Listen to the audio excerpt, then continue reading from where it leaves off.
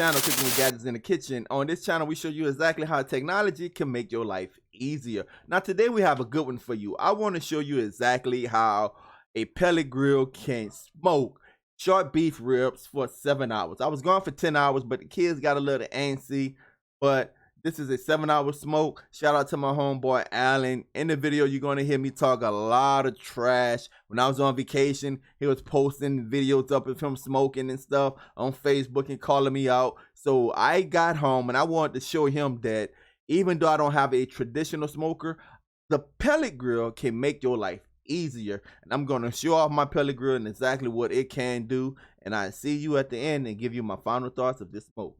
When you're a kid, you think you can accomplish anything you put your hands to, but life happens. I became homeless. I was wrongfully arrested, foreclosures, set myself on fire, sued by different companies, but I kept pressing on. I put myself in a position where I can start earning money, getting cars delivered to my home, going to the bank, taking out money, taking my family on vacation, traveling the world, because I found the secret sauce and I want to share it with you.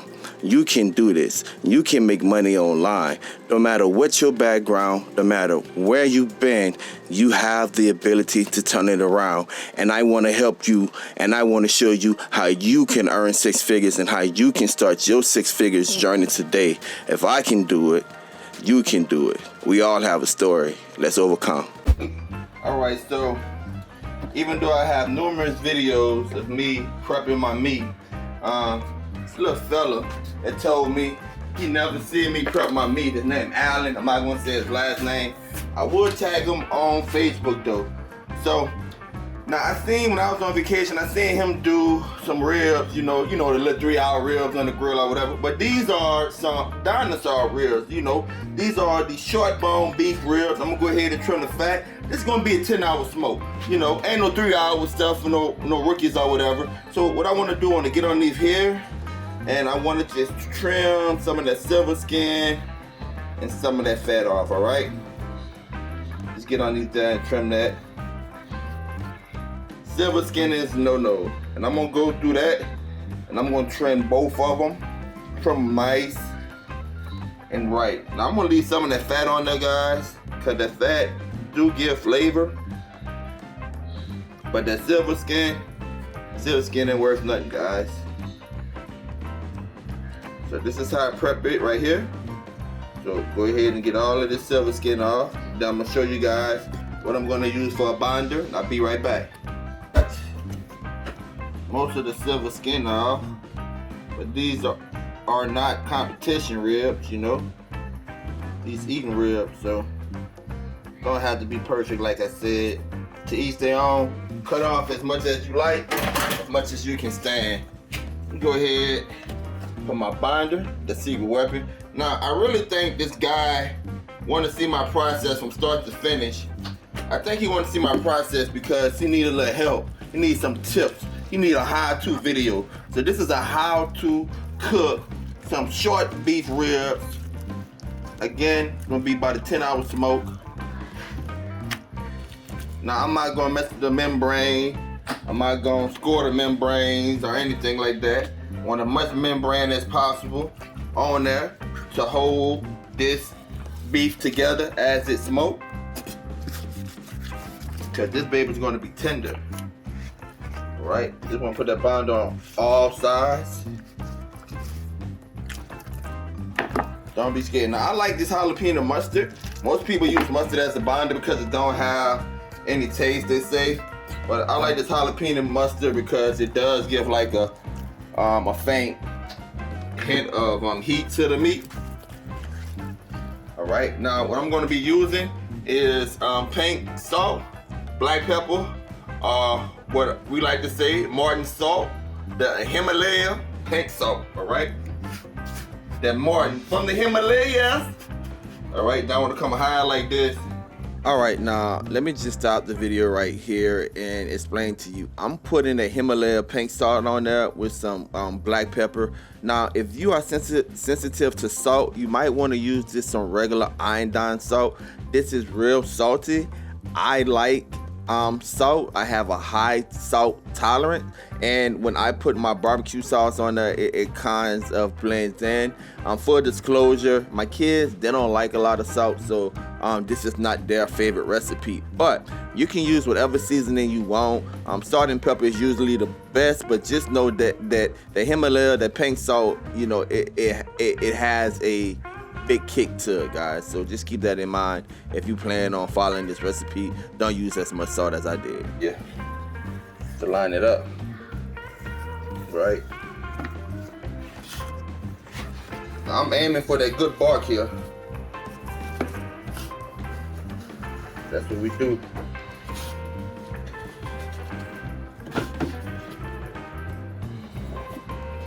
Right, back end of it again, making sure everything is nice and seasoned. Just bring it a little bit on the back. Again, that's the membrane, so don't have to be perfect when you get to the back of the meat. And again, to each their own. Whether you like, how much you like.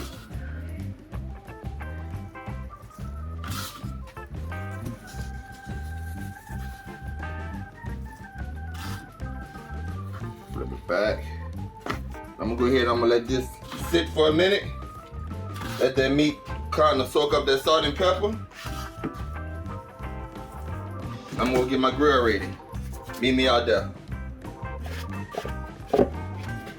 Alright, so the first thing I want to do, I want to go ahead and get my smoke tube started. Now this is going to add some more smoke. Now with your pellet grill, you can get a lot of smoke from a pellet grill if you cook it around 200. But I'm gonna do this cook around 225, and you know, like I keep saying, it's to your liking. I like a bit more smoke. Now to make things more difficult, we're in Louisiana, and like I said, when we was on vacation, a certain person was talking a little noise, and we got a tropical depression or tropical storm coming our way. And I'm gonna do this whole smoke in the middle of the storm to let this boy know that I'm a real pit master. All right, we got that going. Now we're gonna come right here, show you what we got in the hopper. We have some cherry pellets right here in this hopper. Some cherry pellets. I hope you're taking notes, all right? Have that hopper just about full. And what I'm gonna do, I'm gonna preheat. I'm preheat it to 200. All right, the arc is gonna kick in. It's gonna get started. You can see I got the grill just about cleaned up. When it gets to 200, we're gonna go ahead and we're gonna put the beef on there. And after 2 hours, 2 or 3 hours, I'm gonna come and I'm gonna do my first spritz. Smoke tube in there, that smoke tube, smoking it out. Smoking it out. Woo, woo. Yes, sir. Now, they gonna try to convince you to go spend about $20, $30 one of those fancy little spritzers. Look, you go right there to the dollar store, you get one of those little balloon things, all right? You wash that out with some warm water and some soap, and that's gonna be your spritzer right here. Now, what I use, I'm giving you the game now. It's one of my secrets to spritzing. Apple cider vinegar. What I do, 2 cups of water, 1 cup of apple cider. That's my mixture. Now, there's many different mixtures you can use, but that's what I use right there a couple of times. You can't go wrong with that. But don't be afraid to experiment, guys.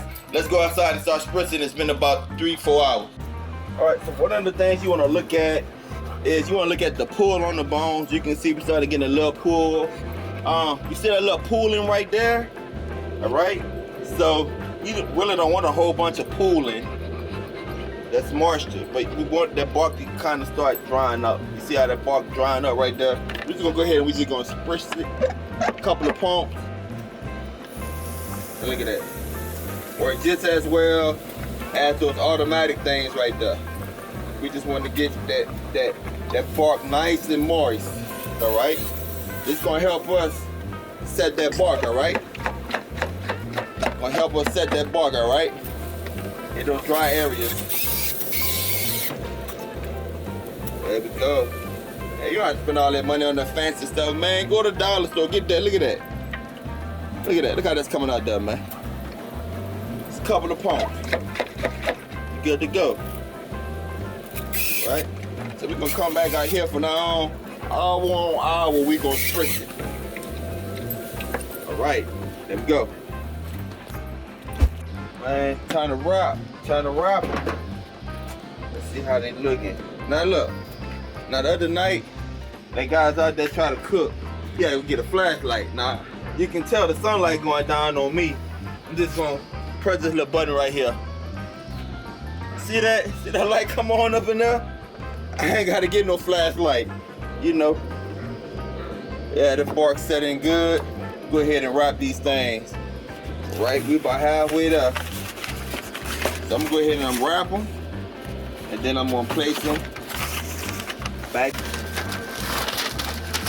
You can wrap it in a variety of ways.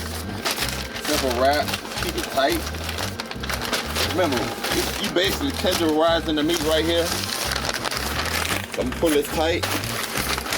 Again, if you got a different way you wrap it, I see people do it fancy, like they're wrapping presents or they about to ship a box off or something.